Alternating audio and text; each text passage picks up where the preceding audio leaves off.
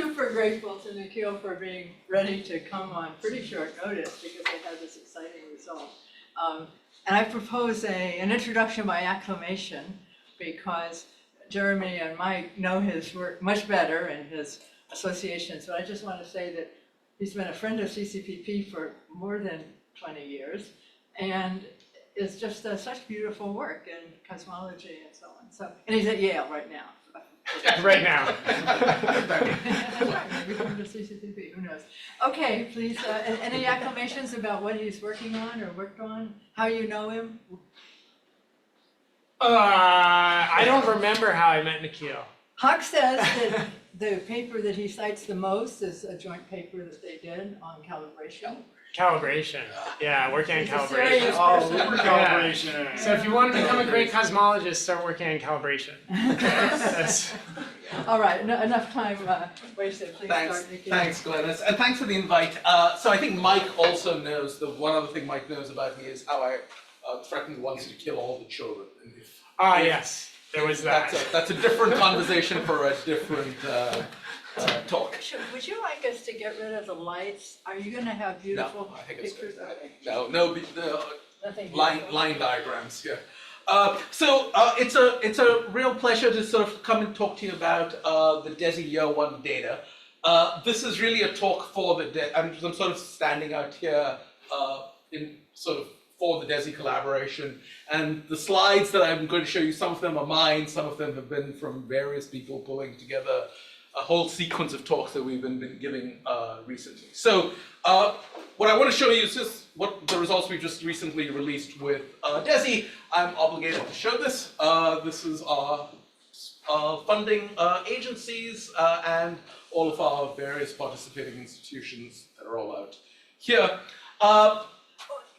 You're probably going to do this, but just in case. This has been advertised as accessible to high energy theorists. And so, I will say what DESI is, and yes. I will give you, I'll have a couple of slides on what DESI, so I realize I don't have a slide where I actually define or spell out DESI. So DESI is the dark energy spectroscopic instrument out here, which is up there. I've forgotten to put that out there. So these were the papers that hit the archive April 4th. If I remember correctly, it was a little blur. And I'm just sort of going to give you a walkthrough of the three key papers that came out, which are the top papers out here. This was a lot of work by a large number of people. There's a whole suite of supporting papers that I will reference at varying points in time. If you have plenty of time to go read, I think there were about 15 papers of 10 or 15 papers that hit the archive that day, and if you run out of time, you go through all of those. There was a new set of papers that hit on April 11th for the next round. So there's more to come with the supporting papers, but the key results are the ones that I will show you out here, and I'll tell you what I mean by the key results. So I did promise I would say a few words, sort of just general introduction. And sort of DESI for me, I've shown the slide now a couple of times from a colleague of a number of ours, David Schlegel, put this slide together, which shows sort of the number of redshifts as a function of time, and there's sort of a Moore's law-like trend out here with the number of redshifts continuing to ramp up with sort of at a nice steady... There's a typo on that figure. It says SDSS3 EBOS. Yes. All right. Well, and you have in the audience the one person who cares about information. I'm not going to try to fix that. Don't you have the extra dark time at the end of SES3? No, that was not. Started it. That was sequels. I will fix that for the next time round. There's a little 4 out there. If I had my pen, I could do it. Yeah. Anyway, so the piece here. Thanks, David. The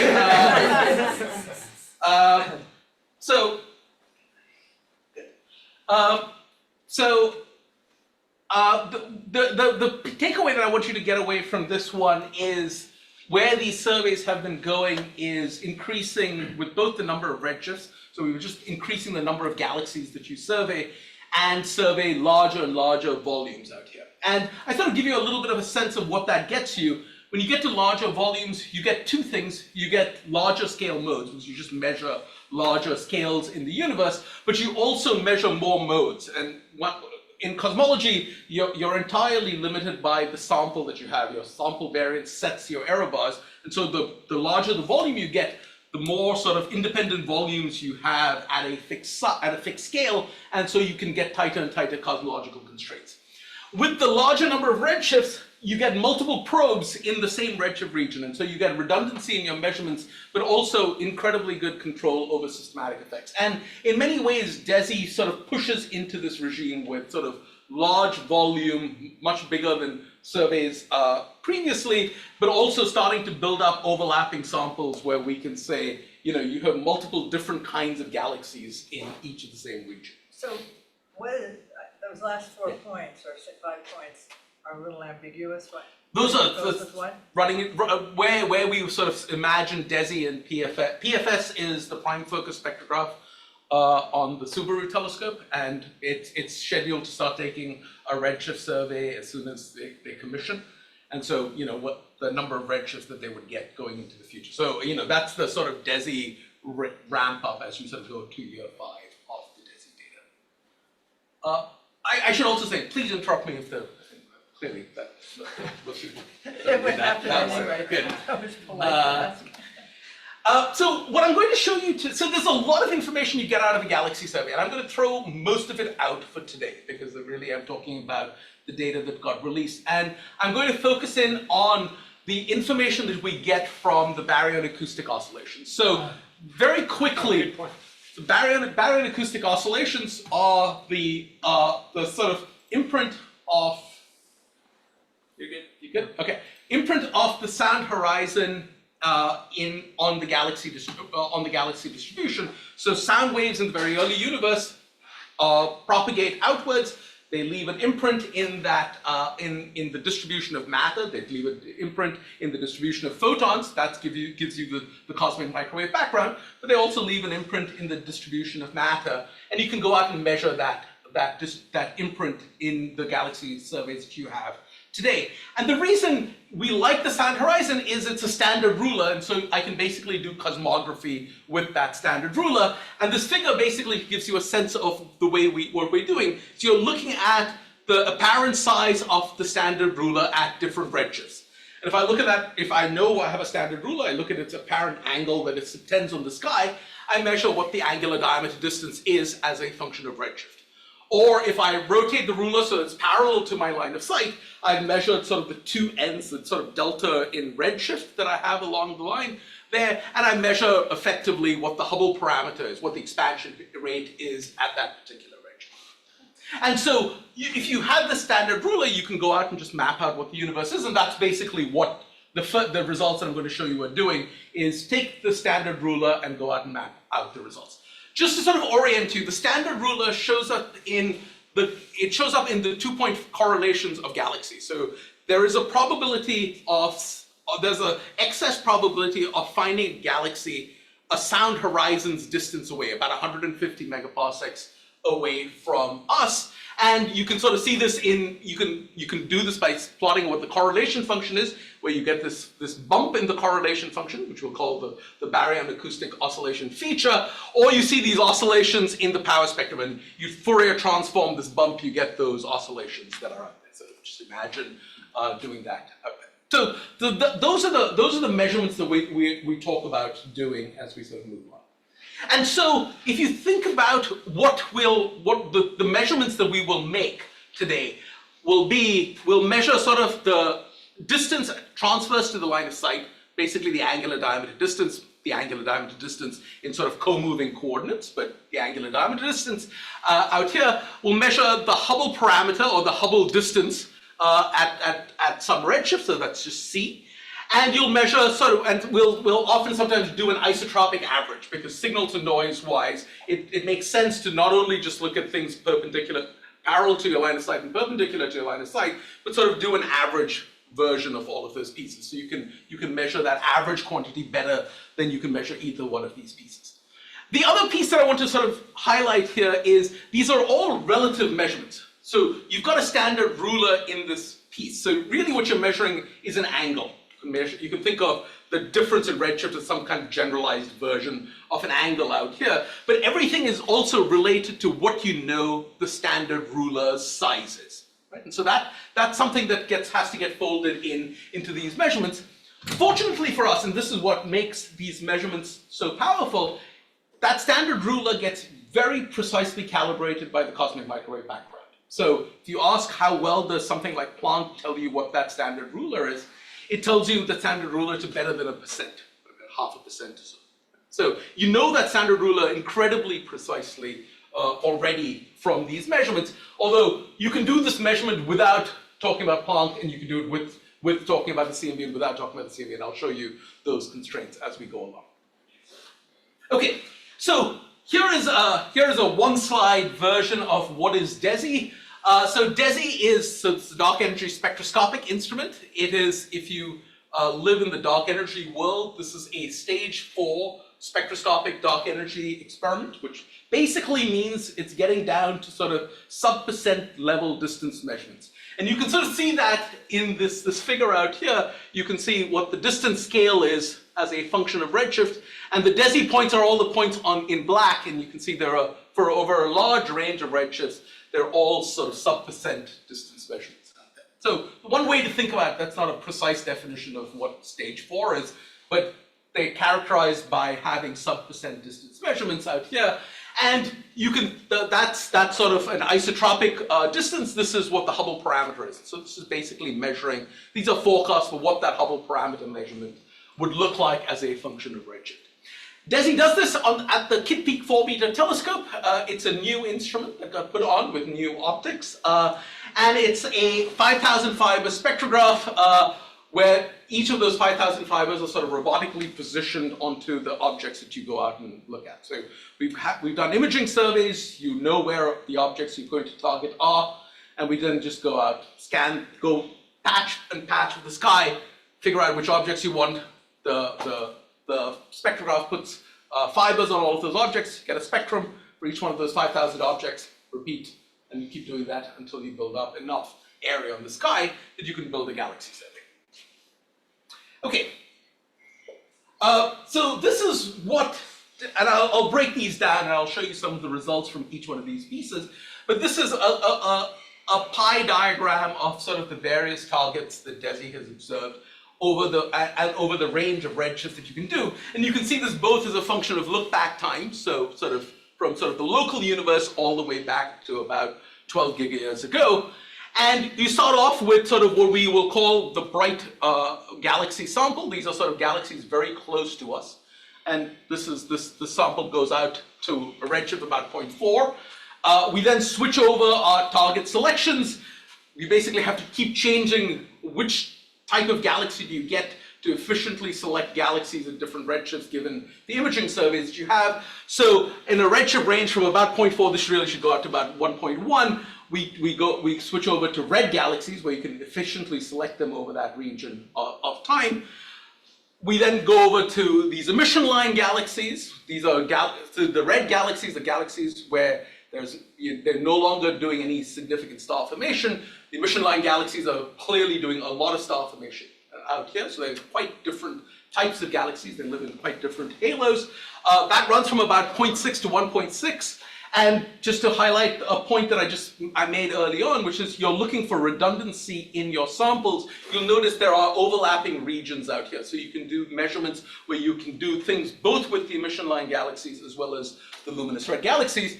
And then we do quasars, and the quasars get used in two ways, both as sort of tracer particles, but also to measure what the Lyman alpha forest is doing. And I'll show a slide of that as we move on. So that's the DESI galaxy sample as you sort of run back from today all the way to a redshift. The quasars go all the way up to a redshift of 4-ish or so. A lot of what I'll show you stops at about 2.1. I've been sort of most tightly involved with the sort of galaxy piece of this, although I will show the Lyman alpha forest results as we move on. Okay. So this is, I was trying to figure out what kind of outline I should show, and I just thought I would just show the actual expansion history as a function of time or redshift. And so these are the various samples that we have in DESI. You can see a BAO feature at each one of these redshifts out here. And so each one of these is mapping out a distance measurement as you sort of run back in time. And so what I'd like to do today is give you a flavor of the measurements that go into each one of these pieces, talk a lot about some of the systematics and why we trust these measurements, and then switch over to thinking about what the cosmological implications seem to be from these measurements out here. So what I'm going to do is start with the sample that I've spent the least amount of time with, which is the Lyman alpha forest, and then work my way back in time to us today, or forward in time towards us today. So, I realize there's a transition there. So here's the Lyman alpha forest, and so the idea with the Lyman alpha forest is you've got quasars. The quasars you can observe in two ways. You can use them as tracer particles. You can say, you know, I've got a quasar here, that's telling me something about the overdensity. But I can also use the quasars as a backlight to measure where the neutral hydrogen is along the line of sight. And that's the Lyman alpha. You basically measure the Lyman alpha transition as the quasar light propagates through the intergalactic medium. And so you basically see how much neutral gas do you have at different redshifts. And so you can do a couple of different measurements with the quasars. You can cross-correlate the Lyman alpha forest, the Lyman alpha absorption, here sort of shown as sort of these two clouds that are both absorbing Lyman alpha gas. So your tracers here are the neutral gas, or I could do a Lyman alpha quasar cross-correlation. So I can cross-correlate the Lyman alpha forest with the quasars. Okay. And so those are the measurements that you can do. And if you do that, you start, again, all of these are basically still trying to go after this BAO feature. Remember, the BAO feature was just imprinted in the matter distribution. And so no matter what tracer you throw into this mix, whether it's the Lyman alpha forest or any of the galaxies that I talk about, you're still looking for this feature in the distribution of galaxies. And the overall broadband shape of the correlation functions will change depending on the kind of objects you have, but the feature still stays there. The feature turns out to be remarkably robust, and I'm happy to talk in detail about the robustness. So this is what that cross-correlation looks like. I'm going to show you. These are both monopole? The monopole? These are both monopole. Okay. These are both monopole. Yeah. Why is the monopole? Why are things reversed? The Lyman alpha forest is very strong redshift space distortions. So beta, the technical state, beta is negative. Okay. So yes, the Lyman alpha forest confuses me. So here is the DESI quasar sample out here. You can see where what we've covered in the sky. This was sort of the sort of shaded regions of the year one sample that we have. The blue is where DESI is aiming to complete when it's done with its 5-year survey, and you can see the SDSS, the previous big Lyman alpha survey sample in red out there. And again, remember I was sort of talking about industrial scale surveys. You've just got more quasars than we've had with SDSS, and sort of, if you can look at the number of pixels, that's the number of Lyman alpha pixels divided by 200 compared to what was previously had with SDSS. And this is with a year of data. So already with a year's worth of data, there's sort of 20 times more pixels than there was with SDSS. With the Lyman alpha forest, with the galaxies It's a dumb question. There are twice as many quasars, 200 times more pixels. Yep. Where the resolution is about twice. Yeah. There's still a factor of 10. I don't Redshifts are probably make a chunk of that. Which redshifts, what chunk of data you get to throw. Because if you can get it at 2.4, you get the whole forest. Yeah. And, okay. In fact, this sort of shows. And Hughes Lyman, does that count Lyman beta as well? It splits the region into two chunks, with one which is pure Lyman alpha and one which is Lyman alpha. But both of those count in your final results. Right. Okay. So here's a quiz. So this is what a Lyman alpha forest spectrum qualitatively looks like.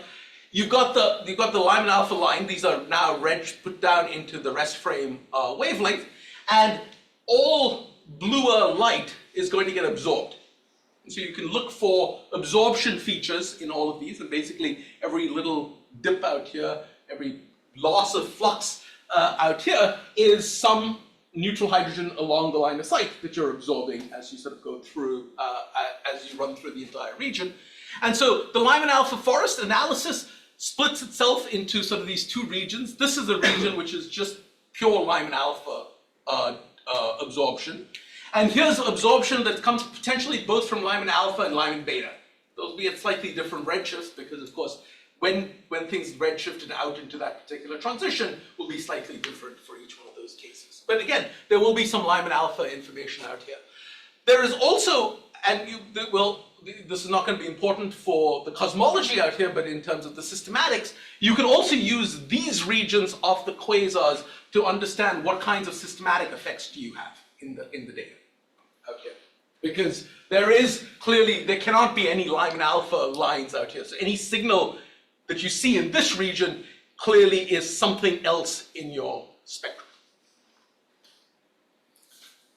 And so if you've got two regions, you can start writing down different kinds of correlation functions. So you can do the autocorrelation of the A-type pixels with the A-type pixels. I can do A times B, and then I can do everything with quasars, right? So I can take the A-type pixel and cross-correlate that with a quasar, or a B-type pixel and cross-correlate that with a quasar. Everything is some tracer of the underlying matter density field, and so all of those are perfectly good choices. At high redshift, you could also imagine doing two other things. You could imagine doing a quasar-quasar, and I'll show you these at lower redshift. You could also imagine doing the quasar-quasar autocorrelation, and you can imagine the Lyman B with the Lyman B objects themselves. We don't do these because the signal to noise for the quasars turns out to be too low, and so you just, and the Lyman beta, this part of the forest with itself means you don't know whether you've got a Lyman alpha or Lyman beta in this region. So you can find yourself dealing with a bunch of systematics, and so we drop those two pieces. So you'll notice that most of these are largely cross correlations and not autocorrelations. So a lot of systematics automatically go out in that process. And so here's the various cross correlations you can measure, and what you do is you're measuring the galaxy 2-point correlation function, and remember you're looking for this ruler perpendicular and parallel to your line of sight, and so I can basically measure it perpendicular to my line of sight. That's the mu 0 to 0.5. Mu is the cosine of the angle to the line of sight. And then you sort of go continuously towards sort of things that are directly along your line of sight. Yeah. And you start to see this feature, depending on the signal to noise at various places, you can clearly see a feature starting to show up in these pieces. You'll notice there is a second feature out here. This is not a BAO feature. This comes from the silicon lines in the spectrum, and you can actually see this and remove this in the fits and sort of account for these in your fits. The black is some sort of model. Yeah. Okay. So silicon lines in what? The silicon lines in the quasar spectrum themselves, so there's silicon absorption from the quasar has a silicon emission line. And I guess I was having trouble seeing why it was. But anyway, go ahead. It just shows up at a slightly different scale and wavelength. But you're basically only doing And this is you're doing correlation cross quasars. And this is but alpha to alpha. Yeah, but that's right. That's right.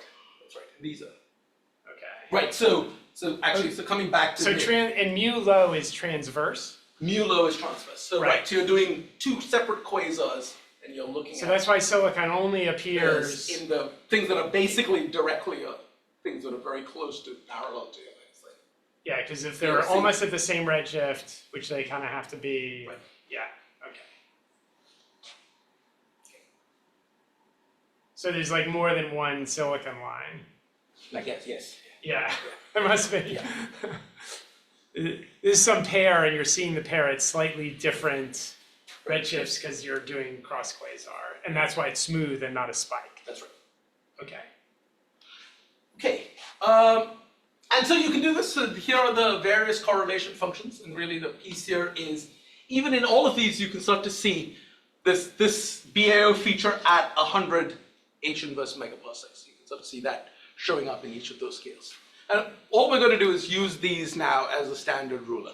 So this is what I started off by saying. I'm really throwing out a lot of information that's in all of these data sets, because all we're really saying is isolate this feature and use that position of the feature, just the position of the feature, not even the shape or anything like that, just the position to tell me what the distance is at different redshifts. I'm throwing everything else out. There's huge amounts of astrophysics, in fact, huge amounts of cosmology in the shape of these correlation functions. And that's data that's being analyzed out here, and I'm happy to sort of talk offline about those. But today, it's really just that one bit of information that we're going on. So you can... So can you, because it's hard to tell because the error bars are correlated. Do you have a goodness of fit for... I would have to look up, Yeah. I don't know the... But is it like good? They were good, yeah. Okay. Yes. Alright. Yes, nothing failed sort of goodness of fit tests and all of these. Okay. Because the top left looks a little sketchier on the bottom. It's hard to, yeah, I would, Like in the two middle wedges from the top left. yeah, just remember, the data points are just highly correlated, so it's quite hard to just do that by eye. The fits aren't done with these wedges. The fits are done with the full sort of 2D correlation function all together. So I should say some of the wedge terminology traces back to Ayal's thesis. Eyal Kazin, who was a graduate student with Mike back in the day. Yeah. So I can take all of these measurements and I can convert them into distances. In fact, I convert them into a single distance. There's an effective redshift that these give you the distance to. We often when we show these distances, we take the distance measurement that we have and take its ratio to some fiducial cosmological distance. So we talk about things relative to some choice of a fiducial cosmology that we choose out here, and that ratio we call alphas, and there's an alpha perpendicular, which is the perpendicular distance. I keep going the wrong way. Alpha perpendicular is the perpendicular distance, and alpha parallel is the things parallel to your line of sight. We'll put this onto the Hubble diagram in a second, but one of the questions you want to know is you want to make sure how robust is this measurement as a function of all sorts of things that you could imagine doing. And so here's a whole list of tests that the Lyman Alpha Forest team did. And I'm not going to go through all of them here. What I want to sort of emphasize is you can cut and dice the data in a huge number of ways. You can change how you analyze the data in a huge number of ways. And in all of those cases, the one thing that doesn't change in all of those measurements is the overall distance scale that you measure. That scale turns out to be incredibly robust, and you can see over this entire range, given where the statistical errors are, you see basically no variation compared to both the statistical errors out here. So the systematics in these measurements are incredibly small. So no matter how you divide up the data, you get the same distance scale. That's the one piece. If I sort of want to impress upon you throughout, and I'll do this with the galaxies as well, the one piece here is, you can do this a bunch of different ways, you'll get the same ones. Okay, and so I can put all of this together, and this gets you this first data point at high redshift out here. Now, it's a single data point, but it turns out to be quite an important data point because it basically gives you an anchor connecting you to the cosmic microwave background. And you're mostly matter dominated between a redshift of 2.5 and a redshift of 1,000, unless you assume curvature, in which case you've got a very nice measurement of what the curvature is. So you've anchored that part of the Hubble diagram out here, and you can see in sort of an omega matter H0 plane, the high redshift measurements are sort of orthogonal. In this case, they look very orthogonal to the low redshift measurements, and so that you break a huge number of degeneracies in sort of distance measurements. So having that high redshift point is incredibly important to the story as we go ahead. Okay. Good. So let me switch back now and now I'll spend the rest of my time talking about the low redshift measurements out here. We covered basically the same chunk of sky, and so that's what the completeness is over the sky that we've covered out here. You can see there are regions where we've done something which is basically fully complete, and then there's some where we've come back and get more galaxies over that entire region. Here's the redshift distributions of these objects, and I've sort of shown you this already, but I thought I'd take a chance to re-emphasize. We've got the bright galaxies out here, your luminous red galaxies in red, the emission line galaxies in blue, and your quasars out here. So we've split this into 6 redshift ranges out here.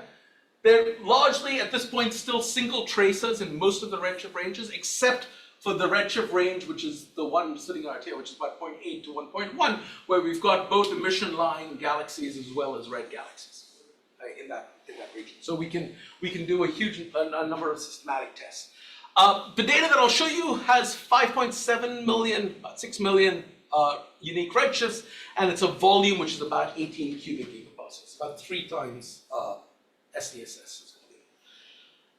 As you can imagine, there are 6 redshift slices. I'm not going to show you all of the correlation functions over and over again, but let me just orient you. You get this is for one of the LRG slices, the highest redshift LRG slice, and we measure the correlation function in the galaxy piece in the Lyman alpha forest version. I showed you the correlation function in different angle bins out here. In the galaxy piece, we sort of do a Legendre transform, and so we have an angle average correlation function, and we have a quadrupole. So we have the angle average piece, and the quadrupole of the 2 correlation functions here, focusing only, for now, we'll just worry about the solid black line. That's the final version of these, the solid lines here are the final versions of these measurements. The black lines are from our simulations, the blue lines are the actual data. And so here's the version of this in correlation function space for one of the samples. And here's the same autocorrelation for a different sample, but now in Fourier space. So in this case, I showed you the correlation function. Here I'm taking the Fourier transform of that and showing you what the power spectrum is. Now you can't quite see a whole lot of BAO anything in the power spectrum, so I'll zoom in on the BAO feature and give you a little bit of a flavor, but certainly in the correlation function you can see a BAO feature showing up in the monopole out here. I guess I'm a little surprised no, go ahead. So what I can do, and this is how we do the analysis effectively, is we basically remove out the broadband pieces in the BAO measurement, whether I'm looking at the correlation function or the power spectrum, so I can just I can focus in on the BAO feature and then use that to just isolate that piece. So marginalizing out what that broadband is and just focusing on the BAO feature, here's just a plot version of that process. These are, again, 2 different redshift slices, I believe, here. One, maybe I should say ELG slice. Again, the monopole, so the angle average correlation function, and the quadrupole out here. And the same thing in the power spectrum. And now you can clearly see the bump was already visible in the previous version. You can see a little bit of a bump in the quadrupole, which is coming from a slightly incorrect cosmology that we assumed when we did the sort of correlation function calculations. And you can see these BAO features clearly showing up in the power spectrum. And really what you're trying to do is isolate the position of this feature or the wavelength of this measurement, sort of the beat frequency that you're trying to go after. Reconstruction doesn't seem to be doing a whole lot for you here in this sample. In this particular sample, yeah, it didn't. Some of them it does, some of it didn't. Sorry if I missed it. Yes. What do pre and post? I didn't say. So one of the pieces that we do is we try to remove some of the nonlinear evolution of the galaxy distribution using what we observe in the true galaxy distribution. We try to reconstruct what the initial conditions look like. And that's this idea of reconstruction. And so the results that we show are these post-reconstructed pieces. These slices are pretty small. These are, well, this one is 0.2 in redshift. Okay, So- yeah. They're not all equally small. So, for instance, the ELG slices are quite a large. It's 0.1. It's 1.1 Right, to right. 1.6. Assuming you like try to hit, you're basically designed to hit some single Signal to noise Right. in the BAO. Okay. So let me say a little bit about in what ways this data set is different compared to previous analyses, some of the improvements. So it's a bigger data set than what people have used before, both in terms of numbers and volume. One of the things that I didn't say when I was going through the Lyman Alpha Forest, but I'll say now, what was done for both the galaxies and the Lyman Alpha Forest was we blinded ourselves to the underlying cosmology. So we did our analyses completely blind. So we ran through things and we decided on all of our parameters, all of our analysis techniques without actually looking at the final cosmology results. Now, we did different blinding schemes for the Lyman Alpha Forest as for the galaxies, and so the catalog level blinding was more for the galaxies, but they were both blinded data sets. The pipelines were largely determined before unblinding. The systematics were totally determined before unblinding. The pipelines were largely determined before unblinding. We made one change to the pipelines post unblinding, and we made that change purely looking at the mocks and not any of the data as we went through that. This was one bug that we found as we were sort of proceeding along with our final write-ups. One of the big pieces that we've done differently with this is really, and this is more sociological than sort of scientific, but it was sort of important to get scientifically done, was getting sort of the same analysis done on every sample all the way through, making sure we had a consistent model that sort of spanned both the Fourier space and the configuration space analyses. Previous BO analyses were a lot more heterogeneous. It's a statement of the BAO measurements themselves that they're robust enough that they've survived that heterogeneity, but there were more heterogeneous measurements and they were not sort of directly comparable with one another, whereas now it's exactly the same models that got used across all of those pieces. There's a bunch of sort of physical enhancements to the pipeline, the templates that we use, things are a lot more physically motivated out here. I sort of mentioned reconstruction in passing, so we've done a sequence of improvements to reconstruction. We were able to sort of both combine and sort of check the ELG and LRG samples out here and really sort of dig down into the systematics error budget of the full sample and sort of break it down into a bunch of different ways. And so let me do that very quickly, give myself enough time to run through things. So I could spend a couple of seminars probably talking about all of the systematics tests, but let me just sort of give you just a top level flavor. They sort of range from sort of theoretical systematics. How well do we understand the BAO feature? How well do we understand how galaxies trace the dark matter? All of the various things that you can put into that, you can sort of throw into those measurements. At the end of the day, when you put all of those things together, and I can, let me not go into all of those figures out here, the sort of error that you make in your distance scale measurements are about 0.1 to 0.2%. Depending on perpendicular and parallel, there are slightly different errors out here. We can test this a whole bunch of different ways. So we can say, let's look at simulations. Sorry, can you go back just for 1 second? Sure. Okay. All right. I haven't explained any of these pieces. No, I know. I was just looking at the biggest ones. Yes. Thank you. We can do this. So this was done purely theoretically, and then comparing against simulations, you could say, let me try this a different way and actually take simulations, actually find some way of putting down galaxies that match the galaxies that we have, and then say, let's try 5 different ways or 10 different ways, or in this case, I don't know how many that is, different ways of putting down galaxies. And again, what you'll notice, focus on the post-reconstruction, since those are the results that we use, basically all of the points come out completely unbiased given the error bars that we have. And you'll notice actually our error bars start to get dominated by the errors that we have in the simulations. We have only a finite amount of simulation volume. So some of our systematic error budget comes from just the fact that we only have finite systematic simulation volume, sorry, not systematic volume. Let me skip that one. Let me skip those two. If Raman were here, I would say that. covariance matrices, which was another thing that came out of CCPP. You can throw in a whole bunch of observational systematics. So how the data were taken and say, let's analyze the data by accounting for different ways in which the data were taken and correct for those kinds of observational systematics, and say, let's change the way, how you do those measurements.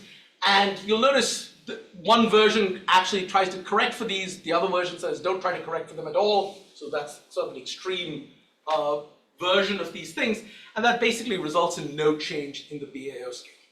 You'll notice that each one of these redshifts, the points are basically right on top of one another, even if... Sorry, these are things like... Fiber collisions, weights, incomplete redshift errors, all of that. Things like correlating, what? Well, Incomplete. like depth in the targeting and seeing and stellar density and stuff like that. Is that in there? Yeah, Oh, everything. everything. So even like the local completeness. Yep. You throw it away and you get the same answer. Yeah. Oh, because that's like a big Yeah. factor. Yeah. Like those are factors of order. Yeah, Tens those or unity. if I'd shown you the correlation function versions of these, you would see clear differences in the correlation function. The BAO feature turns out to be quite robust. If we've got a few minutes at the end, I will sort of emphasize why that is true. That physically we understand why that's true. It turns out to be true. So here's what our systematic error budget looks like. There's a long list of things. I'm not going to go through it. At the end of the day, if you ask what does our systematic error do, if you add our systematic error to our statistical error, you basically inflate the statistical error by 5%. So that's the impact of the systematic errors today. Now, as DESI continues to take more data, the statistical error will go down, and so we're going to have to work harder to sort of make sure the systematic error doesn't start to become a larger fraction. But right now, it's a small effect. But specifically, you just mean error on the BAO distance measurement. Yes, yeah, that's exactly right. Okay, so you can ask how well we've detected the BAO feature. Those are the various significance levels that we've detected the BAO feature for all of the various samples. The lowest one is the lowest redshift emission line sample, which is still only about a 3.5 sigma detection. And the best ones are sort of the combinations of these things, which get you to about close to 9 sigma detections. If you ask what is the sort of aggregate precision, that's about a 0.5% distance measurement. That's a meaningless number because it's an aggregate over the full redshift range, but that's sort of the rough range. Just again, compare with previous surveys. Previous surveys got to about 6.4%. Those are all post-reconstruction. 0.64. 0.64, yeah. Out here. So I can put this on a Hubble diagram, and so here's the Hubble diagram. The colored points are the DESI data. So now these are the new DESI data, and the gray points are the various surveys that existed before here. Again, Sorry, what's the open squares? so there are some points on here which were, the open squares are SDSS points. The fact that they're open was because this was a figure and there were two panels that I haven't shown you. Okay, got it. So we don't want to repeat the data, and so we were just highlighting they didn't get repeated. So I see. But, Okay. but the squares, the open squares are the SDSS points. Yeah. Okay. One is measuring sort of the angle average piece, the angle average distance, and the other one's measuring the anisotropy out here. Couple of things to notice. Firstly, you'll notice DESI gets you a very broad redshift range by itself. Pretty much no other survey has done that range of redshifts. And I haven't plotted the Lyman alpha forest. There is a Lyman alpha forest point out here. So I'm just focusing on the galaxy BAO points out here. You'll notice at low redshift, the DESI points don't do as well as the SDSS points because there's still more volume in SDSS than there is in DESI at this stage. DESI year 1. DESI year 1. Yeah. Yes, current DESI data. There is still more volume, and so you'll see slight differences out here. And you'll notice there are some points, there are basically at the same redshift, but there are some differences in these points. There's one point out here, and there's a point at slightly higher redshift where there's a slight difference. SDSS means boss. SDSS is boss plus EBOS. This is EBOS. So I'm just calling them all SDSS. Okay, I guess that makes sense. So one of the things we did was we made changes to our pipeline, and so we'd like to make sure that, if we went back and did the analysis all over again on the SDSS data, would we get the same answers or would our answers change? And so one of the tests we do is we go back and redo, we do in different stages. We start sometimes with the correlation function, sometimes we go straight down to the actual redshifts and remeasure everything out here. And so each one of these groups is the SDSS data measured using either the point all the way to the left is the original SDSS measurement, and everything else is a reanalysis with some part of the DESI pipeline, swapping in out here. You'll notice the key piece to take away is basically the points stay all pumped to one another. There's small changes, and we can track down some of the differences between where those points come from. But they're all sort of well below the statistical error. In fact, they're also in many cases well below 0.1% in a large number of these pieces. So if you reanalyzed with the SDSS data, you get basically the same answer no matter what. If you look at the comparison with SDSS, and here you notice the points are now filled.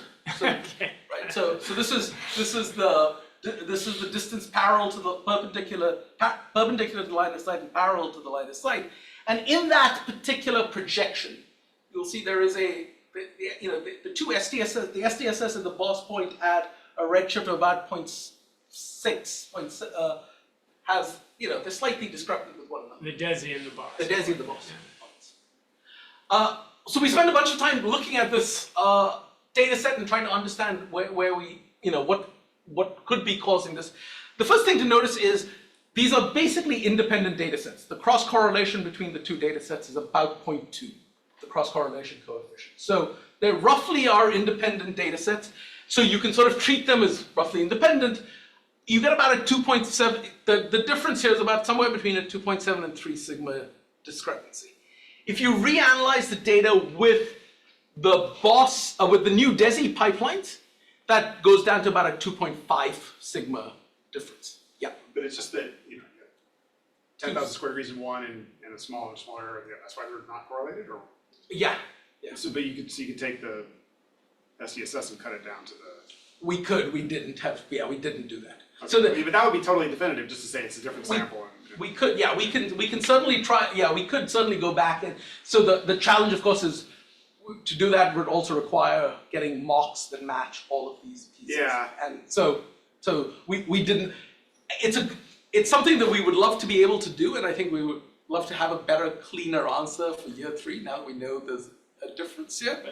But that's a really good idea, right? Because these are comparable error bars, but they're totally different sources of error. Like I assume BOSS is probably comparable sample variance and shot noise, whereas That was like can't be dominated by shot noise. You must be dominated by sample variance. That's right. What? We were probably we're definitely sample variance dominated. Yeah. The BOSS points here are probably. I mean, that's a redshift 0.7. That's really at the end of the CMAS sample. This is a slight, but the point here is slightly lower redshift. It's closer to 0.5. Regardless, it's never much bigger than an MP of 1, right? Like No. BOSS is just like never very dense. You are denser than NP of 1. Yeah? Yeah. Okay. But okay. But not, so DESI is probably denser, but we would. I mean, it has to be denser because the error bars are the same. Yeah. But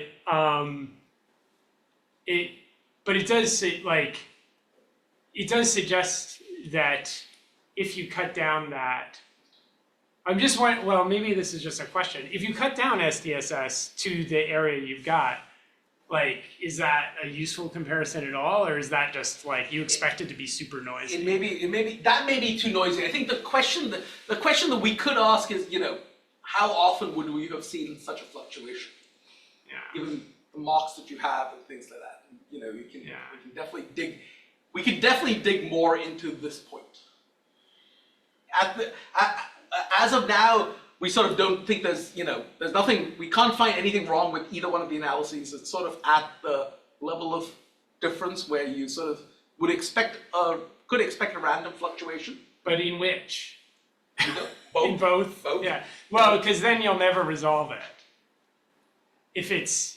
Well, the DESI points, yes, you will not get better SDSS data. You will get better DESI data. Yeah. And so, you will be able to understand what that is. Yeah. What's the actual overlap in the two samples of objects? I don't know the 0.2 that's an effective volume, and so I don't know the exact number. But no one's, like, maybe this is not something you've unblinded yet, but no one's gone and made sure that you're getting the same redshifts for the overlapping objects? We have, I don't know. Yeah, the redshifts are right. Yeah.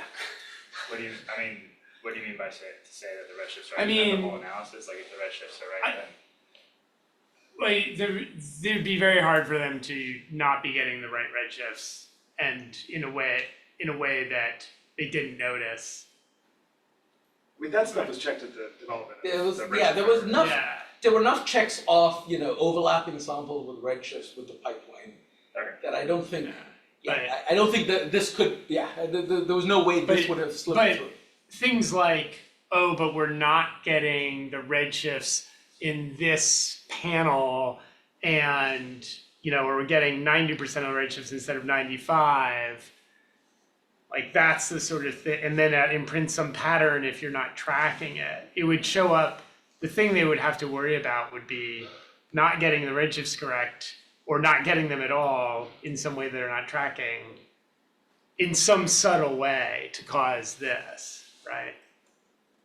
I think that's I right. think it would be pretty hard to get the redshifts wrong in some way here that we would not have seen, and that would not have affected any of the other samples, right? So Yeah. we would have seen that because it's the same instrument that's being used in all of the, it's not like we did this sample separately, that all of these objects are sort of interspersed with one another. So It's like a different redshift bin, right? it's a different redshift bin, but if it's an instrumental artifact, we would have seen it in there's a whole bunch of other tests you could have imagined doing, including, cross correlations and stuff like that, which we don't see any singularly. So, Sorry, yeah. keep Go going. ahead. but I'm happy to sort of brainstorm more ways in which No, we I'm can. just very surprised by a statement that these things, when you look at them on the sky, overlap enormously, and you're giving me a 3 sigma tension, you're like, it's They probably... don't overlap One's really enormously. small and one's really big. They don't overlap Sure. enormously. Sure, okay. So I think that's the point, is you ask what's that cross correlation, they're independent. Oh, point They- is not as small, like, Point is pretty small. Well, so the 2 points are, Okay. yeah. But you should definitely cut down SDSS to the DESI volume and see what, because that does seem like knowing if it's just a weird volume, if you could answer that question. We absolutely could dig into this a lot more. Come on, I mean, what are you guys whole doing? I do not disagree with that statement. It's more complicated than just rerunning the SDSS data. That's the piece I will say. but then the other thing is Yeah. how much of your, if looking at it just visually, it seems like that one bin is really important to the conclusion. It that isn't. you're- Okay, you can remove it, you still get the same, W naught Yeah. disfavored. Yeah. Okay. Yeah. So yes. Okay. So let's talk about cosmology. So I've gone on for. And now that it's 2:59. Oh, That's we got 2 more minutes by that clock. I got 2 by that one too. So here are the BAO measurements, and so what I'm going to do is I'm just going to start increasing complexity in the model as we sort of go from one model to the other. So starting off with a flat lambda CDM like model, this is just the DESI data by themselves. You can see they all are consistent with one another. Each individual redshift slice does not constrain either omega matter or H naught by themselves, but they constrain some combination, but you can notice they all sort of are completely consistent with one another in that redshift range. So So the first statement is the DESI data within themselves are all consistent within lambda CDM. They don't have any issues out there. Again, within lambda CDM, you can ask whether the DESI data are consistent with other surveys. So you can ask whether they're consistent with SDSS. So you throw those 2 points out, you'll notice they basically lie right on top of one another. So they certainly are consistent with one another. They're also consistent with the CMB in that redshift range. There's an omega matter number. If you combine the DESI with CMB, you get a number which is about 0.3. Let me come back to this one if we want to talk to this. And now, okay, so now I'm going to start adding on new pieces. So let me add on curvature into here.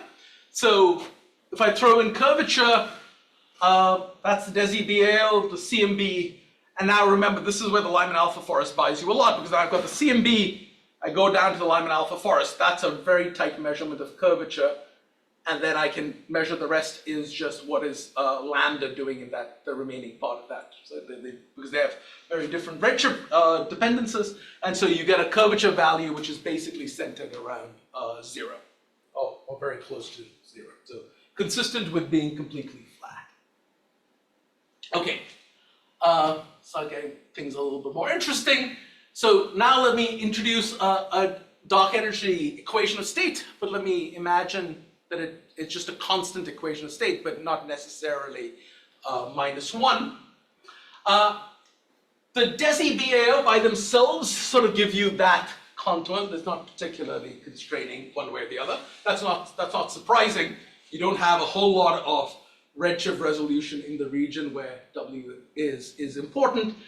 The CMB has the same problem. It's a different problem. It's at high redshift, so really it's measuring an integrated quantity, and so it does not really measure that by itself. It measures some complicated combination of things. Out here, if I throw in the supernovae measurements out here, those come in at a completely different angle in this plane.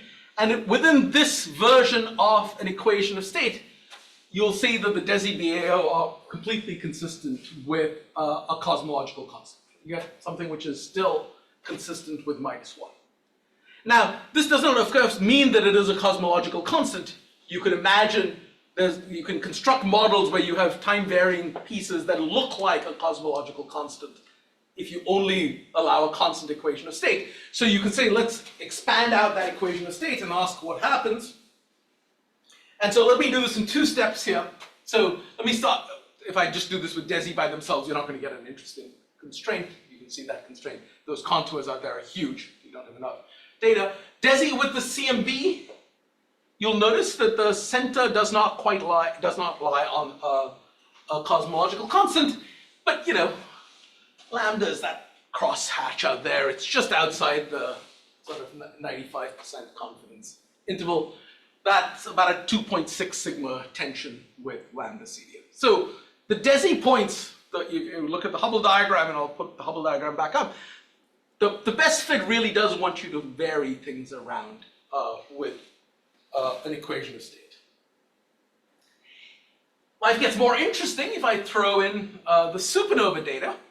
So adding in the supernova data, you'll notice, even with the previous ones, they were not particularly well constrained. The contours basically hit all the various priors that we were hitting out here. With the supernova data, while we have 3 choices, we sort of look at 3 different supernova data sets. So the Pantheon data set, the Union 3, and the DES data set. This is a photometric supernova data set. The other 2 are spectroscopic data sets. I was looking, since this came up at lunch, I believe the Pantheon goes all the way down to redshift of 0.01, so it includes a very low redshift piece. The Union 3, I think, has a cutoff at about 0.02, if I remember the numbers when I was going through. Yeah. Sorry, I know we're over time, but let me ask this quick. So if you hadn't done this analysis, if you looked at like some evidence ratio or goodness of fit statistic for just the like W model, would you have found that it was a very bad fit for your data? The W only, the constant. Yeah, like the WCDM, so no variation in the equation of state. I certainly remember the numbers for lambda CDM. Okay. With lambda CDM, the chi-squared was, I believe, about 12, for 10 degrees of freedom. So perfectly reasonable fit. Okay. Interesting. DESI only. So that was a statement only about the DESI BAO measure. Okay, so maybe if you add the CMB, the tension gets much more. Even with the CMB, I don't think it gets much larger. Well, we knew that was about a 2.5, 2.6 sigma. When you say discrepancy add with the DESI. CMB, you're just adding the constraint of the angular scale. The full CMB. Oh, it's the full CMB CMB likelihood. Full CMB. Okay. But most of that is coming from just the data stuff. Okay. So this is the of course the measurement that got everyone excited and intrigued by these results. So I can ask one more another question. Sure.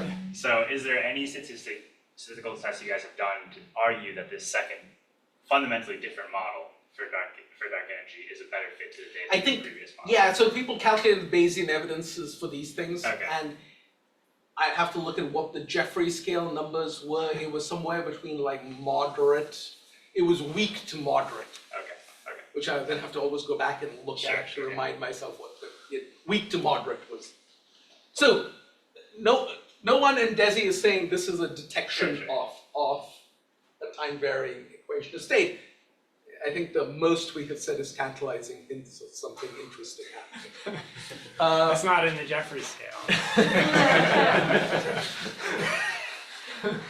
Yes. So, you can see, depending on which sample you use, you get somewhat different answers across the various pieces. And so I think the real question then becomes, as our data get better, how will these things really come and tighten up these measurements? And really the piece that's sort of interesting here is, can we dive into tightening up this contour by itself and get the measurements? I had a slide on neutrino mass, so let me skip that one. Let me just pull these one up. We put together, there was a set of frequently asked questions that the people started asking because of these results. And so one of my colleagues, Sesh Nadatur, put this nice list of FAQ together. So I think some of these questions have come up, but let me put this one up. So let me start off with this one. Is this weird data point what causes all the trouble? And the answer is no. And what we did was we even swapped out the SDSS data. So we said the low redshift points were all the SDSS points where we've got smaller error bars still, and the high redshift points were the DESI points. You get basically the same set of contours. So it's not just that one data. It's not the one data point that is dragging things around in funny ways. Here's the Hubble diagram with these points, and in fact you'll see, the supernova point actually pulls it back down from some of these pieces out there. Can you break this result? So, what happens if you let the neutrino mass run free while you do these fits? Well, things move around a little bit, but nothing really changes in these measurements. Can you change the CMB? Well, yeah and no.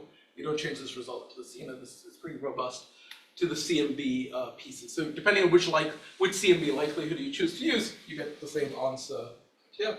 Of course, this is only, there's a statement there, that statement's only true for dark energy. I'm not claiming that's true across the board. For the dark energy numbers, it doesn't change the answer. These are the effects on the neutrino masses. Let me skip those. And so, one of the questions that you start asking yourself is things about the supernova data sets. And so, for instance, are the supernova omega matter constraints consistent, in this particular, consistent with the BAO measurements? So this is for lambda CDM, and you'll notice there's quite a range of omega matter values that you get. So clearly, within if you look at a constrained enough, That's within flat. Oh, yeah. that's within flat. So there's clearly differences out here. Now, the moment you open up to W0, WA, these all sort of they're all consistent with one another. So within the construction that we did, which was we said treat W0, WA, CDM plus omega curvature, let everything vary, and ask, how things, can we mix all of these pieces? Well, there's enough space within them to all be consistent.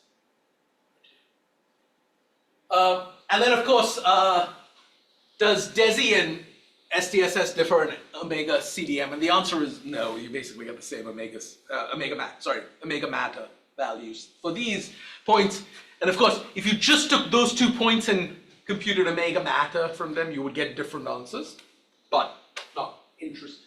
That by itself is not interesting. So it isn't just these fluctuations.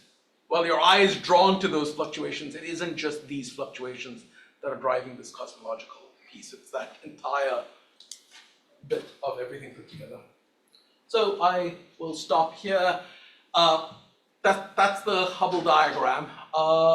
And really, I don't, what I hopefully gave you a flavor of what I was aiming to do. People ask me, what do I think about these measurements? The piece that I'd like to emphasize is, as far as the BAO measurements are concerned, we don't see where we see the systematics, those systematics are completely subdominant to our statistical errors. We don't see any sort of systematic that could move things around. So there was a lot of work that sort of went into making that statement, and so there's a lot of those papers sort of try to make that argument in a lot more detail, and I'm happy to talk ad nauseum about how that happens. The data were blinded, so we were not trying to get to lambda CDM. There was no part of us. We saw those fluctuations, and when we unblinded, we were puzzled by them, and we said, okay, well, that's what you get when you blind your data. You unblind and you get what you get, then you have to just live with that until you do your next experiment. And so, that's the points end up where they do. We had 3 years of data on disk, and we're busy thinking about how to get these analyses done quickly to get you interesting new results. And all of those error bars should go down by 50% to a factor of 2, depending on completeness and things like that. So those constraints will just get a lot better. And I think some of these questions will either get more interesting or less interesting. Or they'll stay the same level.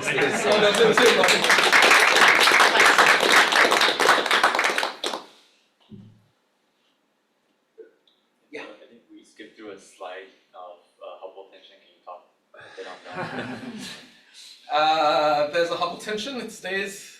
You can sort of actually. So I was running.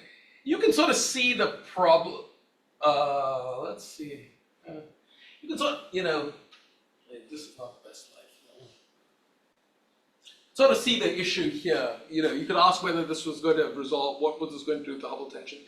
The line here is the Planck lambda CDM line, and if you just, we did this literally after we unblinded. We said, okay, well, how would you change the data to get a better fit to the line? Because the line didn't quite go through the points. And the answer is you just increase the Hubble constant just a little bit. You'll move the line. You basically just move the line straight down. Right? So you get a slightly larger H0 than Planck, but nothing to really change the story around. And so, these numbers are basically consistent with, what we've been previously seeing from the BAO measurements. Completely consistent with Planck. That's, depending on shoes we're inconsistent with. Now, if you start opening up omega matter, W0, WA, you can reduce the level of tension between the measurements out here, but there is still tension. And none of these variations sort of reduces that tension down. So those numbers still stay about the same. The other piece that I should say, so I was saying that you should wait until the year 3 data comes out and we will get better constraints out here. Well before the year 3 data comes out, all we did here was the BAO measurements. from these same correlation function measurements, we will get measurements of what the growth rate of structure is. And so we will have a dynamical check to see whether those numbers are consistent with W0 and WA. My guess is the current constraints will not be tight enough to fully pull you one way or the other, but they'll move things around. The redshift space distortion measurements will also tighten up what BAO gets you is it really gets you, what the distance scale is, and you can do it, perpendicular and parallel to your line of sight. What the redshift space distortions measurements get you is sort of the ratio between perpendicular to parallel, and that test you can do very well with, and you can do a much higher signal to noise than you can with the BAO measurements. And so what we will get from those is a different distance measurement as well from those measurements with the year one data. We have not yet unblinded that data, so I don't even know the answers for which way that's going to push the constraints. So there will be newer cosmological constraints from DESI with the year one data. And then hopefully on sort of a year-ish time scale, hopefully we will have year three data as well. So, there'll be multiple sets of tests. It will not just be, we will have multiple ways of trying to get at this question of, is this real, is this dynamical, is this consistent with being something dynamical with dark energy? So.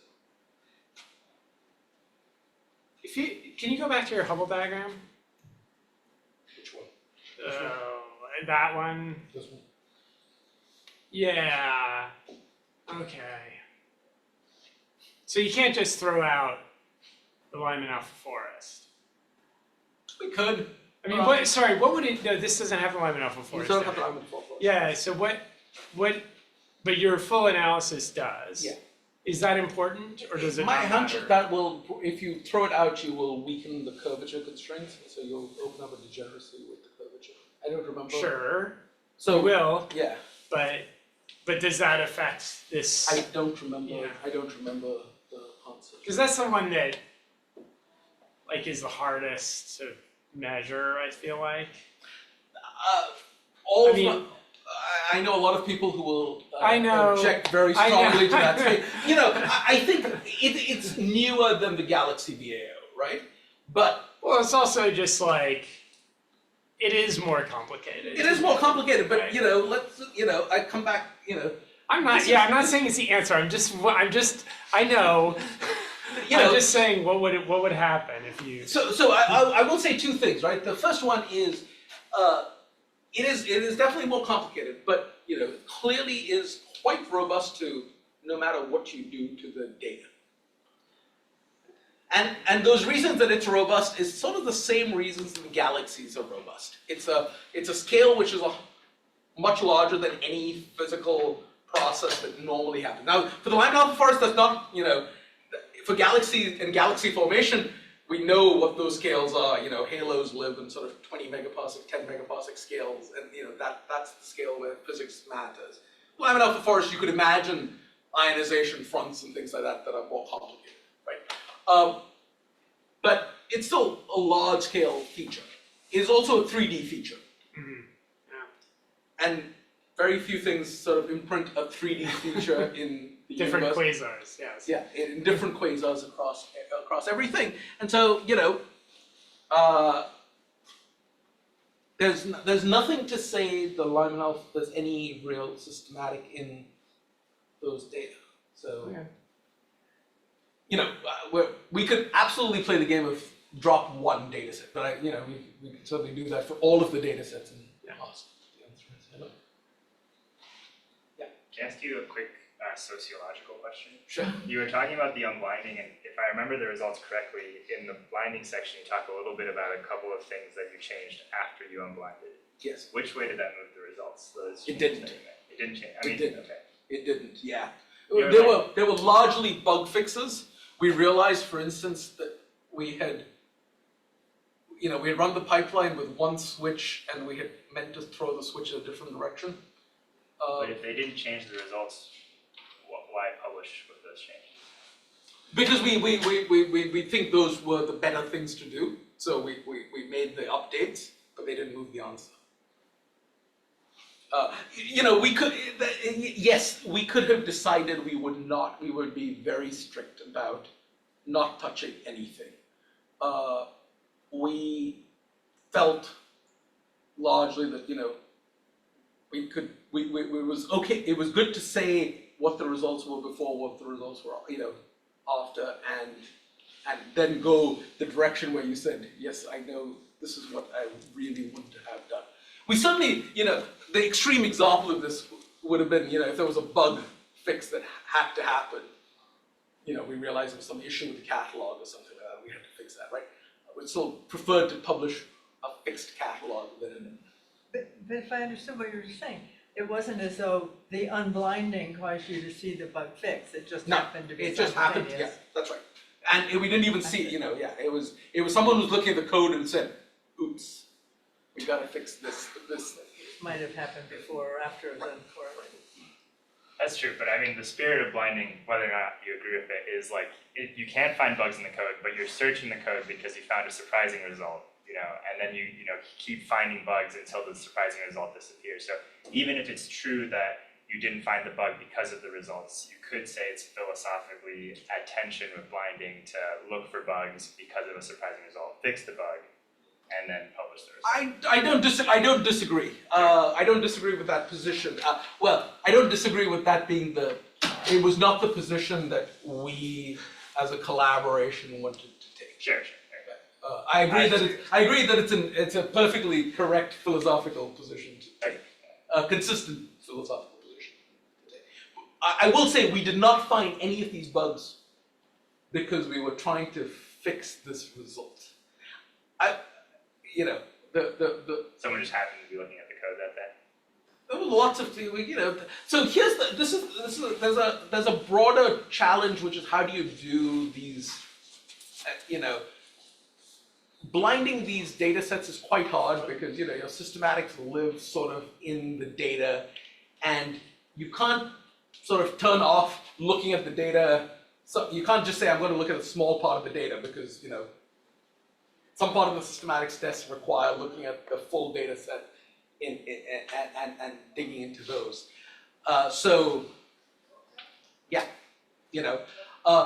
There's a bigger question, right?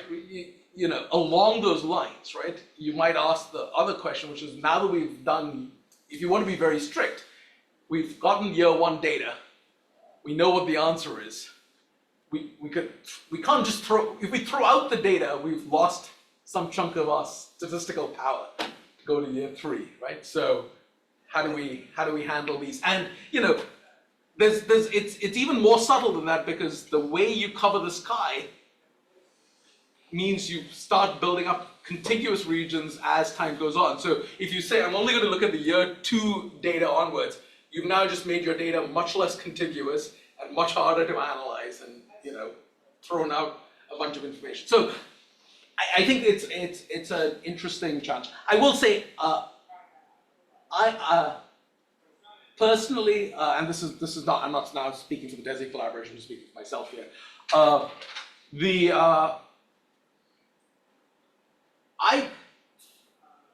I've been doing BAO now for a while. There's no way I could do a fit. There's no way I can change one of my systematic error corrections to move the cosmology in any way. I couldn't even tell you how it was going to necessarily move the alpha values, forget about the cosmology, the distances, forget about the cosmology. Because the changes are now down at the sub-percent level. You can't see this by eye. And so I don't have I would have to very clearly decide. I couldn't do it accidentally. So I think the statement is I couldn't do it accidentally. I could do it, if I really wanted to go out and do it, I could say, what sets of systematics do I have to put into the data to get it to match this? I'm not sure I could still do that, but that would be an exercise that I could imagine. Well, I'm not going to do it, but I can imagine doing that exercise. But you couldn't do it by itself. Well, maybe this is a good time to stop on Thanks. that encouraging. Right. you'll be here till about 5:30, so, yeah.